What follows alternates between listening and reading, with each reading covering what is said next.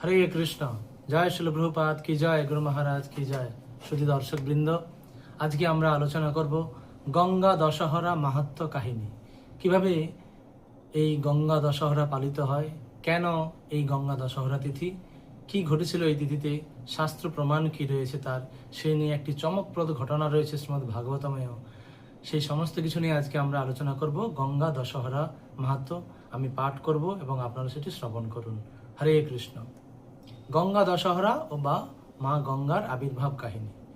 গঙ্গা দশহরা হলো মা গঙ্গার আবির্ভাব দিবস।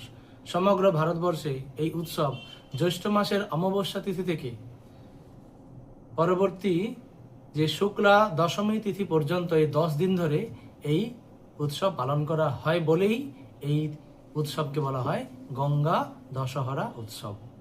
এই দিনকে মা গঙ্গার জন্মোৎসব বা পৃথিবীতে আরোহণ করার উৎসব হিসাবেও মানা হয়। নদীকেন্দ্রিক উৎসবগুলির মধ্যে গঙ্গা দশহরা উৎসব অন্যতম এবং প্রাচীন উৎসব এটি। এদিন ভক্তরা মা গঙ্গাকে দেবী ও জননী রূপে পূজা করেন। বিশেষ করে উত্তরপ্রদেশ, বিহার ও পশ্চিমবঙ্গের মানুষ এই উৎসবকে অত্যন্ত ভক্তি ভরে পালন করেন। বিশ্বাস করা হয় গঙ্গা স্নান মানুষের সমস্ত পাপ দূর করে এবং আত্মাকে পবিত্র করে। এরপরে আমরা আলোচনা করব এই গঙ্গা দেবীর এই পৃথিবীতে আগমনের ঘটনা এবং সগর রাজার এবং ভগীরথ তাদের যে ঘটনা রয়েছে, এই ঘটনা এখন আমরা আলোচনা করব। কিভাবে ভগীরথ, সগর রাজার বংশধর ভগীরথ মা গঙ্গা দেবীকে তপস্যার মাধ্যমে সন্তুষ্ট করে এই পৃথিবীতে অবতরণ করিয়েছিলেন। প্রাচীনকালে গঙ্গা স্বর্গলোকে প্রবাহিত হতেন। সেই সময় পৃথিবীতে ভয়ঙ্কর খরা দেখা দেয়। ঋষি অগস্ত্য অর্থাৎ অগস্ত্য ঋষি সমুদ্রের সমস্ত জল পান করে ফেলেছিলেন। তার ফলে পৃথিবী জলশূন্য হয়ে পড়ে।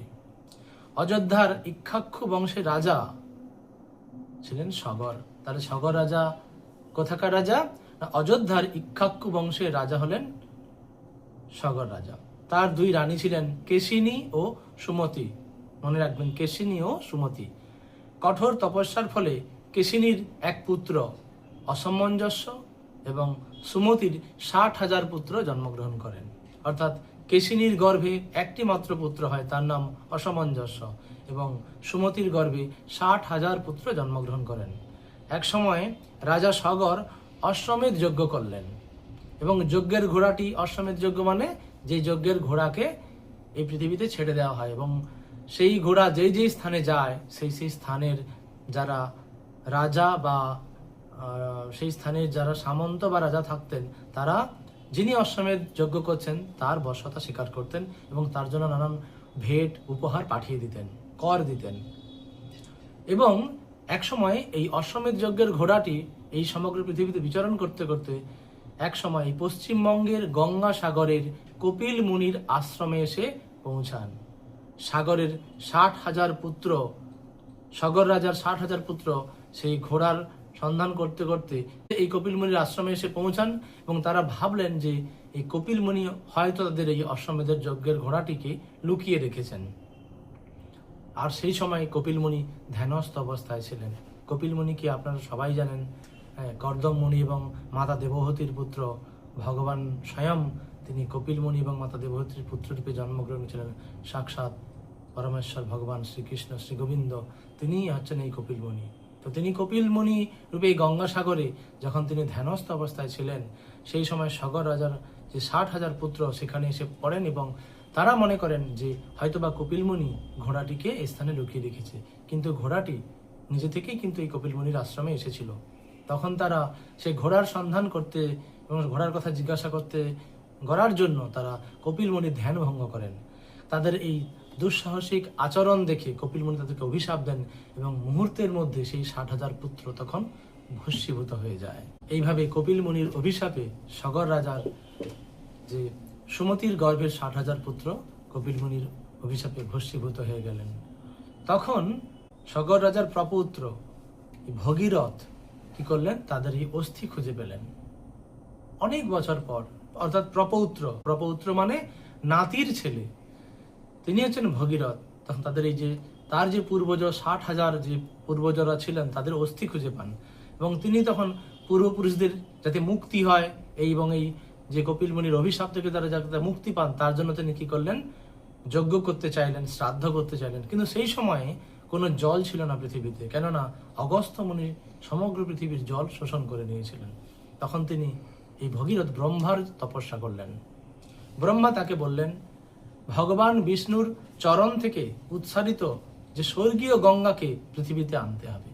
অর্থাৎ ভগীরথের এই তপস্যায় সন্তুষ্ট হয়ে ব্রহ্মা তাকে একটি বিধান দিলেন যে তুমি যদি পারো গঙ্গা দেবীর তপস্যা করো এবং গঙ্গা দেবীকে সন্তুষ্ট করে স্বর্গে যে গঙ্গা অলকানন্দ রূপে বইছে সেই তাকে সন্তুষ্ট করো, এবং তিনি যদি এই মর্তে আসতে রাজি হন তাহলেই তার জলের স্পর্শে কি হবে, পৃথিবী আবার শস্য শ্যামলা এবং জলপূর্ণ হবে, পৃথিবীতে সমস্ত নদ নদীরা আবার জলে ভরে যাবে এবং তোমার সমস্ত পূর্বজরা সেই পবিত্র স্বর্গীয় গঙ্গার জলের স্পর্শ পেয়ে পুনরায় তাদের মুক্তি হবে, তাদের কি হবে, আত্মার মুক্তি লাভ করবে, তারা অভিশাপ থেকে মুক্তি হবে।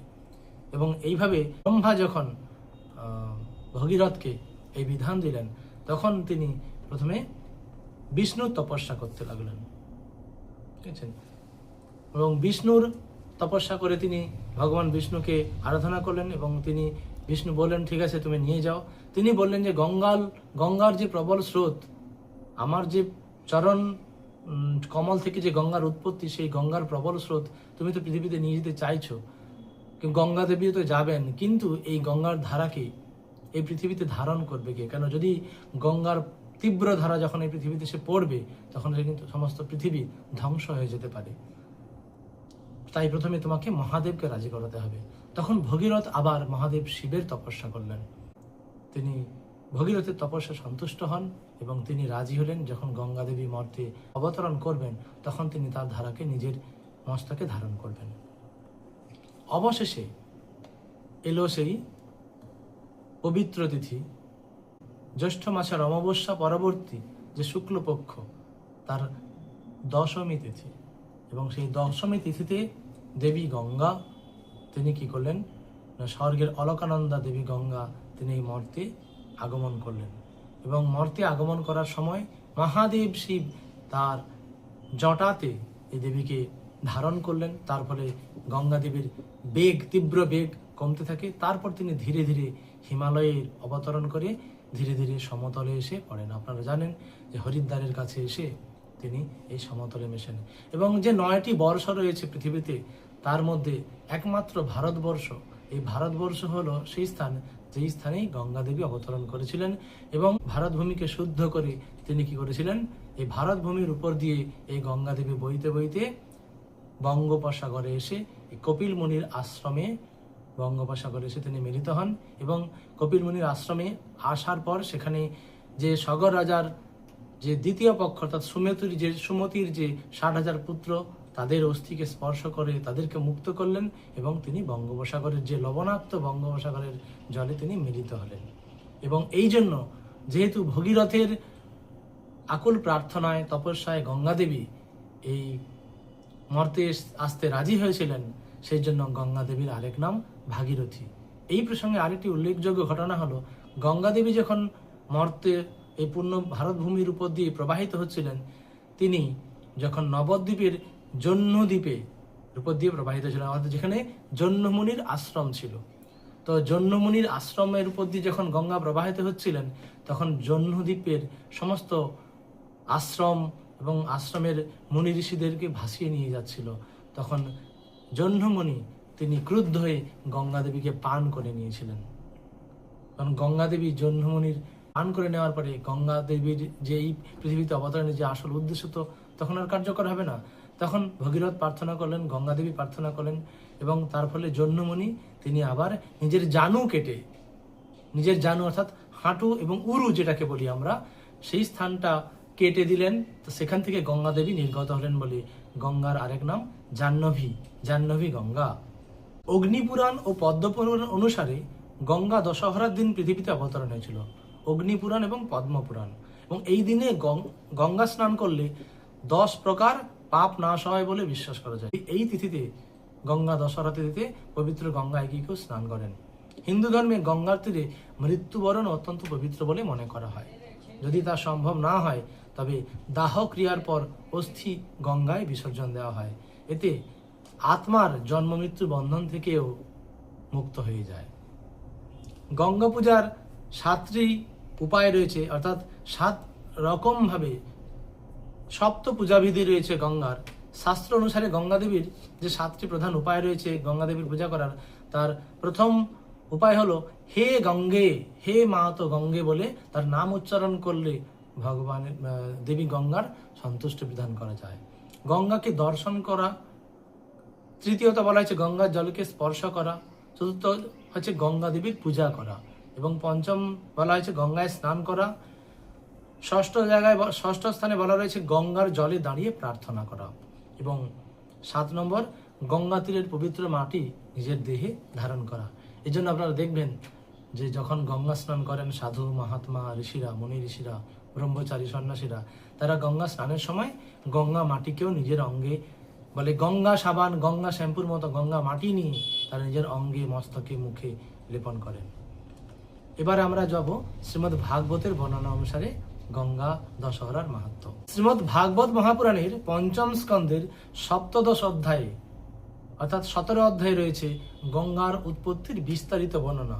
আপনারা পারলে এই গঙ্গা দশহরার দিনে শ্রীমদ্ ভাগবতমের 5ম স্কন্ধের 17 অধ্যায় বা 17দশ অধ্যায় পাঠ করবেন।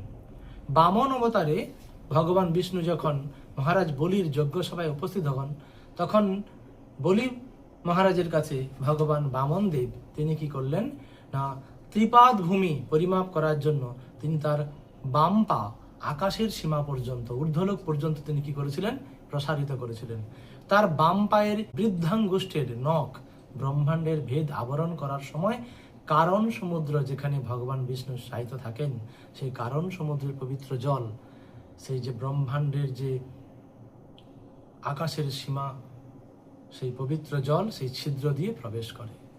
অর্থাৎ বামন দেবের বাম পায়ের বৃদ্ধাঙ্গুষ্ঠ যখন ব্রহ্মাণ্ডের আবরণ ভেদ করে, তখন কারণ সমুদ্রের জল সেই ছিদ্র দিয়ে এই ধরণীতে প্রবেশ করেন।